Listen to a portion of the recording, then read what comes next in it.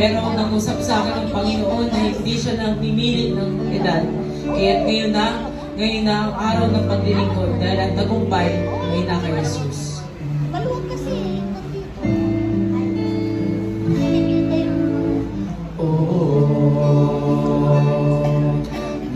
Maraming Diyos, lagi kayo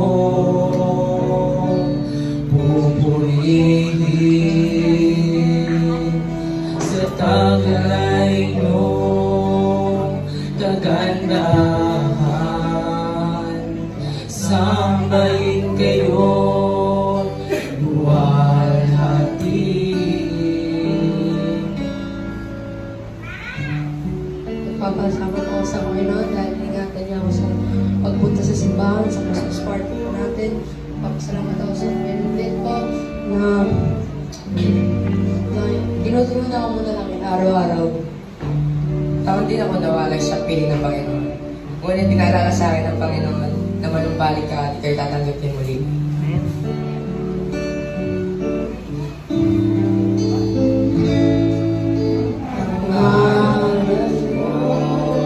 Sa tamis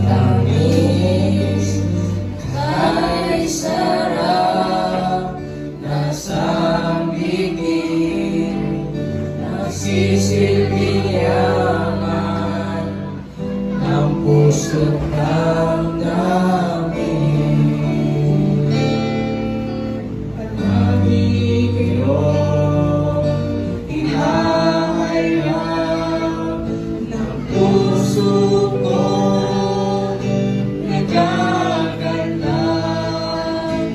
amin yung kagandahan, pupurihin ng buong lakas. 3 taon akong tumigil sa pag-aaral, kaya pakiramdam ko huli na ako. Pero nang makilala ko ang Panginoon, pinaunawa niya sa akin na ang lahat ng nangyayari ay nasa panahon at may rason. Pinanatag ako ng Panginoon na may maganda siyang plano sa buhay ko at patuloy ko yung panghahawakan.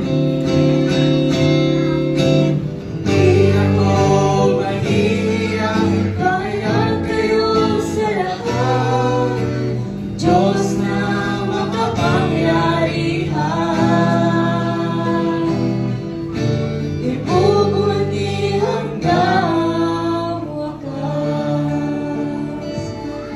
Ilang taon akong nag-suffer sa depression at nawalan ng pag-asa. Ngunit natiwala ako sa Panginoon at ako'y kanyang tinugon at pinalangin.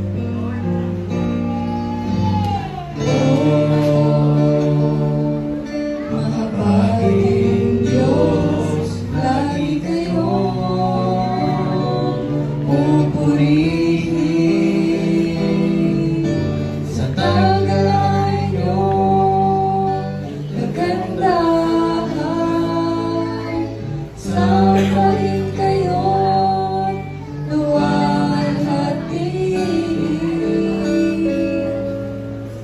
Bata pa lang ako, panalangin ko na sa Panginoon na ayusin niya yung kalagayan namin. At naniniwala ako na tapat ang Diyos na nangako sa amin.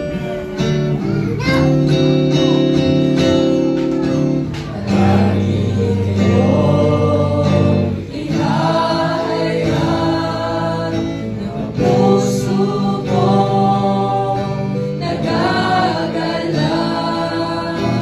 ang inyong kagandahan, pupurihin ng buong lakas.